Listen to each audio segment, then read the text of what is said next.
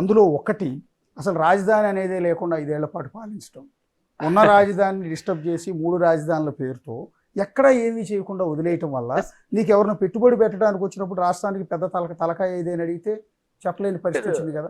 అమరావతిని డిస్టర్బ్ చేయకుండా మరి కావాలంటే నీ పేరు మార్చుకుని రాజశేఖర రెడ్డి పేరు పెట్టుకుని అదే రాజధాని కంప్లీట్ చేసుకుంటే పరిస్థితి వేరుగా ఉండేది కదా. అలాంటి నిర్ణయాలు ఎన్టీఆర్ పేరు పెట్టుకొని రాజకీయం కాదు కానీ బేసిక్ గా జగన్మోహన్ రెడ్డి గారు చాలా ప్రాక్టికల్ గా ఆలోచించారు. మీరు కంటే కూడా ఒక ప్రాక్టికాలిటీ ఏం ఆలోచించినాడు, ఇక్కడ 40,000 ఎకరాలు దీనిలో ఒక 2 లక్షల కోట్లు 3 లక్షల కోట్లు నేను ఇన్వెస్ట్ చేసినా కానీ బిల్డింగ్లు రోడ్లు కట్టగలుగుతానేమో కానీ జనాన్ని తీసుకొని రావడానికి it takes 20 to 30 years span. I had a span of 5 years. So 5 years already మనకు ఆంధ్రప్రదేశ్ భౌగోళికంగా మనకున్న దానిలో ఉన్న ఏకైక కాస్మోపాలిటన్ సిటీ ఏదైనా ఉందంటే అది వైజాగ్. అక్కడ ఒక 1000 కోట్లు పెట్టడంతో సో అక్కడ కావాల్సిన ఇన్ఫ్రాస్ట్రక్చర్ ఏదైతే ఎగ్జిక్యూటివ్ బాడీకి కావాల్సిన ఇన్ఫ్రాస్ట్రక్చర్ అంతా తీసుకొని రావచ్చు. అదేవిధంగా ఐఏఎస్లు కావచ్చు, ఐపీఎస్లు కావచ్చు, ఇప్పుడు ఉద్యోగస్తులందరికీ కూడా అక్కడ ఒక ఇన్ఫ్రాస్ట్రక్చర్. ఈ రోజుకి కూడా అమరావతి అంటున్నారు. చంద్రబాబు టైంలో ఉన్న 5 ఏళ్ళ అమరావతిలో ఇప్పటికీ ఉద్యోగస్తులు శుక్రవారం సాయంత్రం అయితేనే ట్రైన్ ఎక్కి హైదరాబాద్కి వస్తున్నారు, మండే పొద్దున్న తెల్లారైతేనే అక్కడికి వస్తున్న సందర్భమే కానీ ఎవరే కానీ అక్కడ ఉండే సందర్భం లేదు కదా. వెరీ వెరీ మినిమల్గా ఉంటున్నారు కదా. అదే వైజాగ్ లాంటి కాస్మోపాలిటీ ఆల్రెడీ ఇట్స్ బిల్డప్, ఆల్రెడీ కట్టిన ఊరు ఒకటి. నువ్వు బిల్డింగ్లు కట్టచ్చు కానీ జనాల్ని అక్కడికి తీసుకొని రాలేదు, వన్ ఇష్యూ. సో మొదటనే ఈ రాష్ట్రం అనేది కేవలము డీసెంట్రలైజ్ అయిపోయిన తర్వాత, ఒక ప్రాంతం డెవలప్ అయిన తర్వాత, తెలంగాణ ఉద్యమం జరిగిన తర్వాత ఇక్కడ రెవెన్యూ 60% 65% ఉందని తెలిసినా కానీ అంతా డెవలప్ అయిన తర్వాత మనల్ని ఇక్కడ నుంచి పొమ్మన్నారు. సో దానికి డిఫరెంట్గా కాదు ఆ ఉద్యమము అవన్నీ వెళ్ళిపోయిన తర్వాత అక్కడ పోయిన తర్వాత మళ్ళీ మనం అనాథం అన్నాం ఇదన్నాం దానికి రాజధాని అంటున్నారు. కానీ మరి రెవెన్యూ ఎక్కడి నుంచి జనరేట్ చేయాలా? ఉన్న రెవెన్యూ అంతా అమరావతికి తీసుకొని వచ్చి అక్కడ ఏదో సంపద సృష్టిస్తానని చెప్పేసి అది ఎప్పటికైతుంది? విడిపోయినది ఆ విధంగా కాకూడదు కాబట్టి డీసెంట్రలైజ్ చేయాలి అని. రాజధాని లేకుండా ఏం లేదు. ఒకటి న్యాయంగా రాజధాని కర్నూలు అని చెప్పాము, అదేవిధంగా కాన్స్టిట్యూషనల్ యాక్టివిటీ ఏం లేదు కదా. ఇప్పుడు ఎగ్జిక్యూటివ్ క్యాపిటల్ వైజాగ్ అన్నప్పుడు సీఎం పోయి అక్కడ 1 వారం రోజులు కూడా కూర్చోలేదు 5 ఏళ్లలో. ఇప్పుడు అనౌన్స్మెంట్ చేశారు, అక్కడికి వెళ్ళి కూర్చుని లీగల్ హర్డల్స్ ఏ విధంగా ఉండే మాకు కంప్లీట్ గా కోర్టే కదా. దేశ చరిత్రలో ఒక ఆర్డర్ ఇచ్చినాడని చెప్పేసి ఆ జడ్జి రిటైర్డ్ అయ్యో ట్రాన్స్ఫర్ అవుతున్నప్పుడు అమరావతి రైతులకు తనకి పూలు జల్లి స్వాగతం చెప్పి పంపించినారు కదా. అంటే బేసిక్ ఏం జరిగింది అక్కడ? కోర్టులో స్టేలు, గ్యాగ్ ఆర్డర్లు. మా జీవితం అంతా 2 సంవత్సరాలు కరోనాతో పోతే 3వ సంవత్సరం నుంచి పొద్దున్న లేచిన నుంచి వచ్చే బ్యాన్ రేటం ఏందని చెప్పండి. కోర్టు మొటికాయలు అని చెప్పేసి తప్ప వేరే ఆర్డర్ వేరే పేపర్లో ఏదైనా బ్యాన్ రేటం చూసామా? అన్ని మొటికాయలే కదా. మా తలకాయ బొప్పి కట్టిపోయింది వాళ్ళు వేసిన మొటికాయలకి, అంటే పేపర్లో వేసిన మొటికాయలకి. దాని తర్వాత ఏమైంది? లాస్ట్లో ఇంకొక అతను పెద్ద ఆయన దిగిపోయి రిటైర్డ్ అయిన తర్వాతనే పాలన సరిగింది అనుకోవచ్చు. అంతవరకు కోర్టులతోనే ఫైట్ చేసిన సందర్భం ఉంది, రోజు దీనిలతోనే. లాస్ట్ 1.5 yearకి వచ్చేకల్లా సంథింగ్స్ పవన్ కళ్యాణ్ లేకుంటే మేము తీసుకున్న డెసిషన్స్లో సినిమా రేట్ల టికెట్ల విషయాల్లో కావచ్చు, ఇట్లా ఒక్కొక్క సెక్షన్ ఆఫ్ ది పీపుల్ దూరం అయితే మనం ఇన్ఫ్లుయెన్సర్స్ అందరినీ దూరం చేసుకునే పరిస్థితి. కేవలం ఒక అమరావతి కాదు, అమరావతి గురించి మీరు క్లారిటీ ఇచ్చారు. ఇంకొన్ని ఇష్యూస్ ఉన్నాయి మీకు, నెగిటివ్ అయిన ఇష్యూ. మరి వీటి మీద ఏమైనా పోస్ట్ మార్టం చేసుకున్నారా లేదు? ఒకటి, మీరు తీసుకొచ్చిన ఇసుక పాలసీ మీకు రివర్స్ అయింది. మీరు తీసుకొచ్చిన లిక్కర్ పాలసీ, అప్పటి వరకు నడుస్తున్న వైన్ షాపులని వదిలేసి మూసేసి ప్రభుత్వమే లిక్కర్ షాపులు నడిపి తద్వారా వాడు తాగటానికి సరైన మందు కూడా లేకుండా, సరైన బ్రాండెడ్ మందు కూడా లేకుండా చేసి, సో తాగుబోతులతో సైతం మీ పార్టీకి రివర్స్ అయ్యారు. ఖచ్చితంగా ఇసుక లేక ఇప్పుడు మా సమస్య ఏమైందంటే, మేము చదువు చెప్పించిన స్కూళ్ళు, మేము కట్టిన బళ్ళు, మేము కట్టించిన హాస్పిటల్స్, స్కూల్స్, దీనికంటే ఏ తాగుబోతున్నాడో వాడు ఇన్ఫ్లుయెన్సర్ అయినాడు. అక్కడ తాగేవాడు ఇన్ఫ్లుయెన్సర్ అయినాడు, చదువుకొని స్కూల్ పోయినవాడు ఇన్ఫ్లుయెన్సర్ కాకపోయినాడు. సో డెఫినెట్గా అంటే ఐ స్ట్రాంగ్లీ బిలీవ్ ప్రభుత్వాలు వ్యాపారాలు చేయకూడదండి. నేను ఇంతకుముందు కూడా చెప్పాను. సో దానివల్ల నెగిటివ్ అయిన మాట వాస్తవమే. సరే, అది నెగిటివ్. మరి ఇప్పుడు వచ్చిన ప్రభుత్వం అది తీసేస్తామన్న ప్రభుత్వం ఇప్పుడు ఏం చేస్తుంది? అదే ఖచ్చితంగా అక్కడ దోచుకుంటున్నారు కదా, ఇసుక వ్యాపారంగానే తయారైంది కదా, అదే పాలసీనే వచ్చింది కదా. లిక్కర్లో ఏం జరుగుతుంది? పర్మిట్ రూమ్స్ అన్నారు, మద్యం రేటు తగ్గిస్తామన్నాడే కానీ స్కూల్ ఫీజులు తగ్గిస్తామని ఎక్కడ చెప్పలేదు కదా. దానికే అలవాటు పన్నారు, అదే ఆనందంగా కనపడింది. ఏ పార్టీ అధికారంలో ఉన్నా కూడా సింపతి పాలిటిక్స్ నడుస్తూ ఉంటాయి. అవతల వాళ్ళకి సింపతి రానియకుండా చేయటం అనేది రాజకీయాల్లో ఒక వ్యూహం. కానీ మీరేం చేశారు?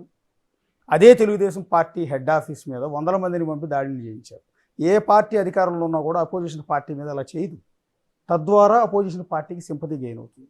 రెండోది, అదే అపోజిషన్ నాయకుడి ఇంటి మీదకి పదుల సంఖ్యలో కారులతో జనాన్ని ఇచ్చి పంపించి ఇంటి ముందు గొడవ చేయించారు. And then that to sympathy gain అవటానికి కారణం. ఇక మూడోది, సరే తప్పు ఉందా ఒప్పు ఉందా కోర్టులు తేలుస్తాయి, ఒక కేసు ఫైల్ చేసి అపోజిషన్ లీడర్నే జైల్లో పెట్టించారు ఒక 53 రోజులు. సో ఇవన్నీ కూడా సింపతి. నేనేమంటే చంద్రబాబుని సపోర్ట్ చేయట్లేదు, చంద్రబాబుది కరెక్ట్ అని కూడా నేను అనట్లా. ఏవో ఇవన్నీ కూడా సింపతి. మీరు చెప్పిన 3 సందర్భాలలో కూడా ప్రతిపక్షాలను ఏకం చేయడానికి ఉపయోగపడినాయి. దాంట్లో మనం అదే మొదటిది ఒకసారి చంద్రబాబు నాయుడు ఏడ్చడం వల్ల వాళ్ళ కమ్యూనిటీలో అంతా పోలరైజ్ కావడం జరిగింది. చంద్రబాబు నాయుడు జైలుకు పోవడం వల్ల వాళ్ళ కార్యకర్తలు అందరూ కూడా పోలరైజ్ కావడం జరిగింది. పవన్ కళ్యాణ్ని హ్యాండ్లింగ్ చేసిన మిస్ హ్యాండ్లింగ్ వల్ల వాళ్ళ కమ్యూనిటీ మొత్తము కూడా వాళ్ళ ఫాలోవర్స్ అందరూ కూడా ఏకదాటి మీదుగా దట్స్ వి డిడ్ మిస్టేక్. అంటే కొన్ని రాజకీయాల్లో కొన్ని మనం చేసిన మిస్ హ్యాండ్లింగ్, ఒక సిచ్యువేషన్ని హ్యాండిల్ చేసే దాంట్లో తప్పుగా హ్యాండిల్ చేయడం వల్లే ఇవన్నీ కూడా పోలరైజ్ అయినాయి. దాంట్లో ఎటువంటి ఇది ఏం లేదు. కొద్దిగా సెన్సిబిలిటీగా ఆలోచించుంటే ఇంత తప్పిదాలు జరిగేది కాదు. సో అరెస్టు దానికి సంబంధించినది సరే, ఒకవేళ ఆ సందర్భం దాటుకొని ఒక 6 నెలల తర్వాత అయినా తిరిగి గవర్నమెంట్లోకి వచ్చిన తర్వాత అయినా చేసి ఉండొచ్చు, దానికి ఏమవుతుంది. సో ఎలక్షన్స్ 8 నెలలు 6 నెలల ముందు ఉన్నప్పుడు చేయడం అనేది నిజంగా అంటే ఇట్స్ బూమ్రాంగ్, మాకు బూమ్రాంగ్ అయింది. దానివల్ల కూడా ఆ 11 వచ్చిన దానిలో అది కూడా ఒక కారణంగానే చెప్పుకోవచ్చు. అంటే ఇందాక నేను అన్నది అదే అండి, అవతలి వారికి సింపతి గెయిన్ అవుతుంది అనుకుంటే అలాంటి కార్యక్రమాలు ఏ అధికారంలో ఉన్న ఏ ముఖ్యమంత్రి కూడా చేయడు. పార్టీ ఆఫీసుల మీద అటాక్ చేయటం, ఇంటి మీద అటాక్ చేయటం, అరెస్టులు చేయటం. ఇప్పుడు స్టిల్ చంద్రబాబు నాయుడు సీఎం 7 నెలలు అయింది. మీ పార్టీ నేతలను ఏ సోషల్ మీడియాలో పోస్టులు పెట్టారని 2-3 నందిగాం సురేష్ లాంటి వాళ్ళని అరెస్ట్ చేశారు తప్ప మిగిలిన వాళ్ళని ఎందుకు అరెస్ట్ చేయటం లేదు, వీళ్ళు అలా చేశారు ఇలా చేశారని పార్టీ కార్యకర్తలు అంతా తిరగబడుతున్నా కూడా చంద్రబాబు నాయుడు ఆ పని చేయట్లేదు. ఎందుకంటే మీకు సింపతి రాకూడదండి. పార్టీ మీద ఆఫీసుల మీద దాడి కానీ ఇళ్ళ మీదకి దాడులు చేయడం అనేది ఎప్పటికైనా కానీ తప్పే, దాంట్లో ఇంకా వేరేదండి. నేను అనుకుంటు కానీ మా చిన్నాన్న సంఘటన తాడిపత్రిలో జరిగినప్పుడు కూడా మా చిన్నాన్నతో చెప్పిన ఇట్స్ వెరీ రాంగ్ ఇండికేషన్స్. డెమోక్రసీలో మనము ఫైట్ చేయాలా, మాట్లాడాలా, మాట కాకపోతే లేకుంటే ఇంకో విధంగా మనం ఇది తీసుకోవాలి. ఇండ్ల మీదకి అనేది కానీ పార్టీ ఆఫీసుల మీదకి పోవడం అనేది చాలా తప్పిదమైన అంశం. సరే ఆ రోజు అది ఏ విధంగా ప్రొవోకేషన్స్ చేసినా ఇంకోటి చేసినా ఇట్స్ వెరీ రాంగ్. ఆఫీసుల మీద పోవడం అనేది తప్పదు. మిమ్మల్ని ఎంతైనా రెచ్చగొట్టచ్చు, ఏ విధంగా చేయొచ్చు, కానీ అది కావాలంటే నువ్వు అతని మీద తీసుకోగాని ఒక ఇన్స్టిట్యూట్ మీద నువ్వు అలా పోయినావు అంటే నువ్వు ఒక బ్యాడ్ కల్చర్ని నేర్పిస్తున్నట్టు, తప్పుడు విధానాన్ని నేర్పిస్తున్నట్టు, అది పద్ధతి తప్పు. నేను నా వీడియోస్ లో కూడా నేను చెప్పాను. అంటే ఇది పార్టీ నిర్ణయాలండి లేకపోతే ఓన్లీ ఇండివిజువల్ గా సీఎం గారు అప్పుడు జగన్ గారు తీసుకున్న నిర్ణయాలా? జగన్ గారు ఎందుకు చెప్తారు, అప్పుడు అన్న సందర్భంలో ఏడో ఎమోషనల్ అయింటాడు, ఏదో మనం ఇలా చేస్తే జగన్మోహన్ రెడ్డిని ఇంప్రెస్ చేయొచ్చు అని అనుకుంటారు, ఇంప్రెస్ చేయాలనే కార్యక్రమంలో చేస్తుంటారు. అంటే ఇప్పుడు కొన్ని ఇవాళ రేపు రాజకీయం అస్సలు తెలియని వ్యక్తులను అడిగినా కూడా కొన్ని ఈ పనులు చేయకూడదని చెప్తారు. అందులో ఒకటి రాజకీయ నాయకుల కంటే కూడా జనాలకు పబ్లిక్ బాగా ఉంది. అలాంటి సందర్భంలో అప్పటి అపోజిషన్ అప్పటికి 3 సార్లు సీఎంగా పనిచేసిన వ్యక్తి చంద్రబాబు నాయుడు, ఆయన సతీమణి మాజీ ముఖ్యమంత్రి సినీ నటుడు ఆయన ఎన్టీఆర్ గారి కుమార్తె, ఆమెకు పెద్ద లెగసీ ఉంది, ఫ్యామిలీ బ్యాక్గ్రౌండ్ ఉంది. అలాంటి మహిళని ఎంత దారుణంగా కించపరుస్తూ అసెంబ్లీలో కామెంట్ చేశారు, బయట ప్రెస్ మీట్లు పెట్టి కామెంట్ చేశారు. దీన్ని ఖండించకపోగా ప్రోత్సహించడం కూడా మీ పార్టీకి డ్యామేజ్ అవ్వాలి. డెఫినెట్గా ఒక లెగసీ ఉన్న కుటుంబం ఏ మహిళను కూడా ఆ విధంగా మాట్లాడడం తప్పే, మాట్లాడి ఉంటే. కానీ నేను ఆ రోజు అసెంబ్లీలో నేనైతే లేను, కానీ అసెంబ్లీలో మాట్లాడినారు అనే దానిలకు లేకుంటే చంద్రబాబు బయటకు వెళ్ళిన సందర్భంలో అయితే దాని గురించి వెళ్ళలేదు. తర్వాత అతను ప్రెస్ మీట్ పెట్టినప్పుడు దాన్ని చూపించడం జరిగింది, ఈ విధంగా చేసినాడని బాధపడుతూ వీడియోస్ రావడం జరిగింది తప్ప అంతకుముందు అసెంబ్లీలో ఉన్నంత టైంలో మాత్రం ఆ విధంగా అయితే బయటికి పోలేదు. సరే అతను అక్కడ బయటికి పోయినాక ఆ విధంగా బాధపడినాడా లేదా అని, కానీ దాని తర్వాత సందర్భంలో కూడా అలాంటివి కన్నా జరిగి ఉంటే, అలాంటివి మాట్లాడి ఉంటే ఖచ్చితంగా తప్పిదమే అని కూడా చెప్పి ఉంటే బాగుండేది. అది జరగలేదు. సో దాన్ని ఏ విధంగా చూపించారంటే ఓవరాల్గా కూడా వీళ్ళంతా ఒక రాక్షసులుగా అతన్ని హరాస్ చేస్తున్నారు, ముస్లోని పట్టుకొని ఏందయ్యా ఇంతగా ఇబ్బంది పెడుతున్నారు అనే ఫీలింగ్ చంద్రబాబు నాయుడు బాగా ఎస్టాబ్లిష్ చేయగలిగాడు.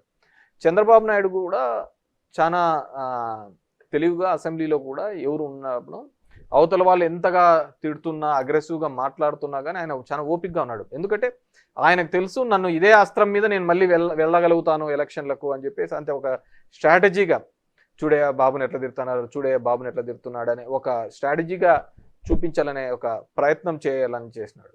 తెలుగు రాష్ట్రాల్లో ఒక బ్యాడ్ కల్చర్ వచ్చింది. మహిళ లేదు, ఎవరు లేదు, ఎవరికి పడితే వాళ్ళు ఇష్టానుసారం మాట్లాడడము, ఇష్టానుసారం మీమ్స్ చేయడము, పోస్ట్స్ పెట్టడము. అది ఎలా తయారైందంటే సరే అవతలోడు చేస్తున్నాడు మనం చేస్తున్నాము అంటే అవతలోనికి పనికి మాలనోడని మనం పనికి మాలనోళ్ళం కాలేం కదా.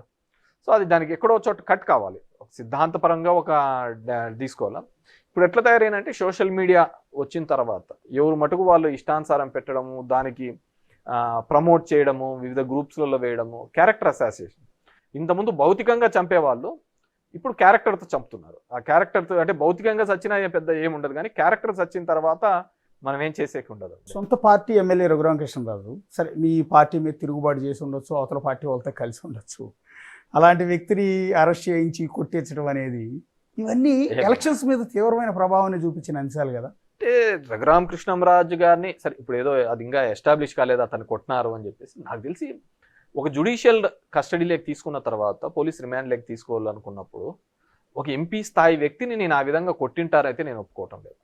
ఇప్పుడున్న స్థానంలో ఎవరైనా కానీ ఆ విధంగా చేసి ఉంటే మామూలు సామాన్యమైన మీద కట్టినా కానీ ప్రైవేట్ కేసులో లాడ్జ్ చేస్తున్నారు. సో కానీ మేబీ దాన్ని ఎక్కువగా అతను ఎస్టాబ్లిష్ చేయగలిగినాడేమో నేను అనుకుంటున్నాను. కానీ ఒక ఎంపీగా ఉండి అతన్ని తీసుకొని వచ్చి ఆ విధమైన చిత్రహింసలు పెట్టింటారు అని అయితే నేను నమ్మటం లేదు. సో లెట్ ఇట్ బి, ఇప్పుడు జరుగుతోంది కదా ఇన్వెస్టిగేషన్. ఎందుకంటే ఒక సామాన్యుని కొట్టాలి ఒకటి చెయ్యాలి అన్నా కానీ డెఫినెట్గా కోర్ట్స్లో మళ్ళీ ప్రైవేట్ కేసులు వేయడము, ఏదైనా ఉంటే ఇంజురీస్ చూపించడము ఇవన్నీ కూడా జరుగుతాయి.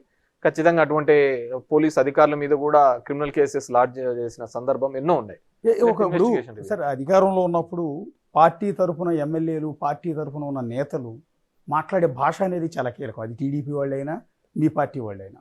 సో అది వైఎస్ఆర్ కాంగ్రెస్ పార్టీలో ఆ విపరీతమైన ఫ్రీడమ్ ఎక్కువైపోయిందేమో అనిపిస్తుంది కదా. ఇష్టం వచ్చినట్టు ఆ రోజు ఉన్న పవన్ కళ్యాణ్ను, చంద్రబాబును, పార్టీ లీడర్ని, మంత్రులుగా పనిచేస్తున్న వాళ్ళు కూడా బూతులు మాట్లాడటం, తిట్టడం, ఇదంతా జనాల్లోకి పార్టీ అంటే నెగిటివ్గా పోలేదా? దాన్ని కంట్రోల్ చేసే ప్రయత్నం ఎందుకు చేయలేదు అని? తిట్టమని ఏమి అధినాయకత్వం ఏమి ఆ విధంగా చెప్పింటది నేను అనుకోవటం లేదు. కానీ టు ఇంప్రెస్ ఆ విధంగా మాట్లాడే ఇప్పుడు నేను అంటారండి అందరూ కొడాలి నాని గారు ఆ విధంగా ఇష్టానుసారం కొడాలి నాని అమ్మ మొగుడా అనేది వాడుతుంటాడు. కొద్ది కఠినమైన భాషలో మాట్లాడుతుంటాడు కానీ లాజిక్గా చెప్తూ ఉంటాడు. కానీ మాట్లాడే భాషలో నువ్వు ఎంత యారగెంట్గా ఎంత కఠినంగా మాట్లాడతాను, అవతలోడు మాట్లాడినా నువ్వు మాట్లాడడం కూడా తప్పే. సరే ఎవరో ఇంప్రెస్ అవుతారని చెప్పేసి వీళ్ళు కూడా మాట్లాడు. ఇవన్నీ డెఫినెట్గా ఇట్స్ ఎ కౌంట్ అండి.